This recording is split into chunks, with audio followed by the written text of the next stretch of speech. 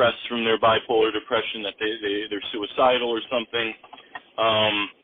But I'm hesitant to give you an exact number because I think probably that answer is actually out there, not my opinion, but actually kind of factually out there somewhere. So.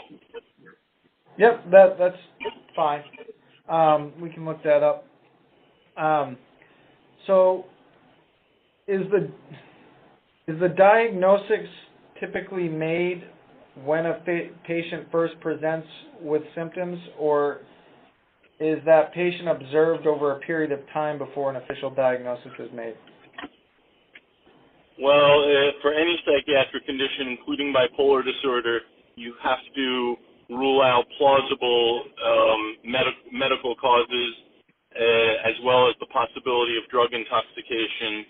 But if those are ruled out, and usually that can be done fairly quickly, well, then it becomes an interesting question. So if someone is manic, you can diagnose them right away. It's pretty straightforward to diagnose mania. I think it's hard for most, even average psychiatrists to miss it. So I think that's pretty easy. The harder one is actually bipolar depression. So like once you have a single manic episode, you're considered bipolar disorder. You don't have to ever have a depressive episode to be considered having bipolar disorder. Just one manic episode is enough. The harder thing comes if someone has never had a manic episode before but shows up depressed. Then it's hard to say, do they just have what we call major depressive episode, or do they have bipolar depression?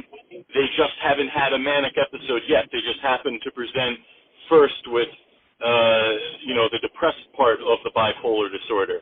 And then that can be diagnostically challenging, and it's actually something that you can't definitively say immediately. It's something that you have to determine over time. One of the big clues would be if lots of different antidepressants fail to get rid of depressive symptoms, then even if they haven't had a manic... Hello? Yep, I hear you. Can you hear me? Sorry, I got some feedback on my end for a second.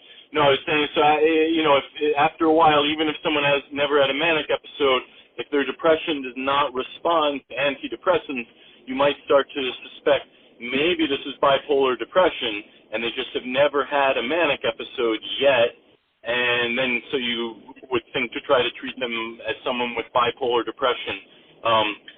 It's an interesting question. So, I would say for mania, you can tell right away.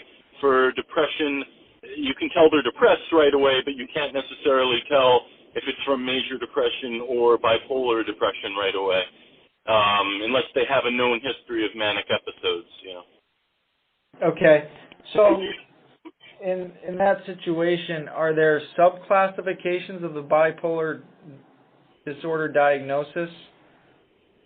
I've heard of like the BP or the bipolar 1 versus bipolar 2. There's lots of subclassifications. So, right, so the main one, it sounds like you've heard of, is bipolar 1 versus bipolar 2. So bipolar 1 is once you have a manic episode, you have bipolar 1. And all that means is that you've had at least one manic episode. You may or may not have future depressive episodes, and you may have what's called hypomanic episodes as well, which are kind of lesser forms of full manic episodes. But the key is you have at least one manic episode. That's bipolar 1. Bipolar 2 is that you have at least one hypomanic episode, and again, you may or may not have depressive episodes, but that you have at least one hypomanic episode and never have a manic episode. And it's an important distinction because people with hypomania can still function properly, but people who are people who have actual manic episodes cannot. So it's a different prognosis. Then within bipolar 1 disorder, there's multiple subclassifications.